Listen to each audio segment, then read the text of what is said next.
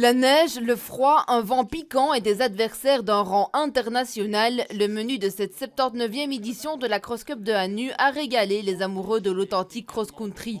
Cette Cross Cup de Hannu faisait aussi office de championnat francophone de la discipline.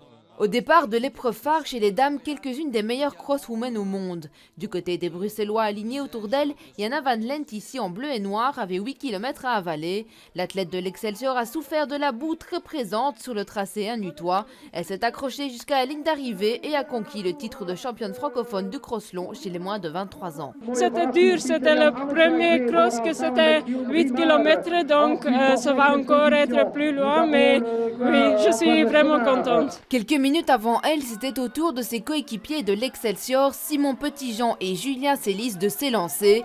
Tous deux ont bataillé pendant les 2 km de course. Julien prendra l'avantage à 200 mètres de l'arrivée et termine 9e francophone. Simon décrochant lui la 11e place francophone. Mon objectif n'était pas forcément de le battre, mais plutôt de me battre moi-même, quoi. J'ai connu une longue période de blessure.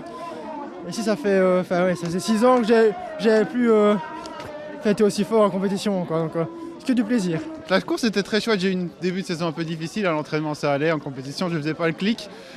Et aujourd'hui, je ne sais pas exactement le résultat, mais c'était chouette à la bagarre avec les copains, dans la boue, c'est tout ce qu'on aime. Le meilleur athlète affilié à un club bruxellois en cross-long s'appelle Daniel Fagy.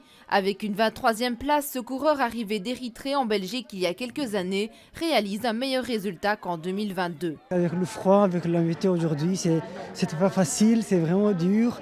Et voilà, ça a été, je suis content quand même. Dans la même course, Donald l'Allemand se surprend en décrochant le titre de vice-champion francophone chez les athlètes de moins de 23 ans sur une distance peu habituelle pour lui. Aujourd'hui, je venais vraiment en mode amusement, comme je dis toujours. Donc, c'est vrai que la médaille, c'est un plus. Donc, ça confirme que les entraînements sont bien là et qu'on continue à bien charbonner. Prochain rendez-vous des crossmen et crosswomen, l'avant-dernière manche de la Cross Cup à Diest le 12 février.